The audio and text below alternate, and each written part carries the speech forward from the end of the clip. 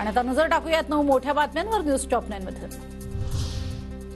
शिंदे गटाच्या व्हॉट्सअप ग्रुपवर मंत्री शंभूराज देसाईंना शिवीगाळ। देसाई शिंदेंना चुकीची माहिती देत असल्याचा आरोप करत शिवीगाळ। शिवसेनेच्या तालुका प्रमुखावरती कराड शहर पोलीस ठाण्यात गुन्हा दाखल।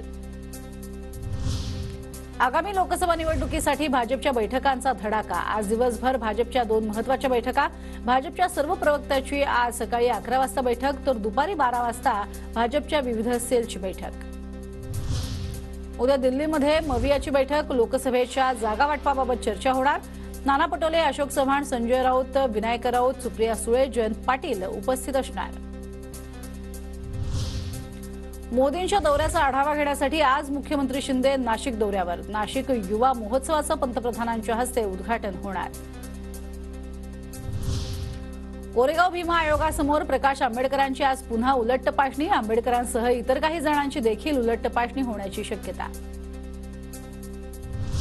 खासदार सुप्रिया सुळे आज पुणे दौऱ्यावर। पुणे महापालिका आयुक्तांची भेट घेणार। पुण्यातील विविध प्रश्नांसंदर्भात चर्चा करणार। पुणे शहरातील कायदा सुव्यवस्थेवरून काँग्रेस आमदार रवींद्र धंगेकर आक्रमक। आज पुणे पोलीस आयुक्तांची भेट घेणार।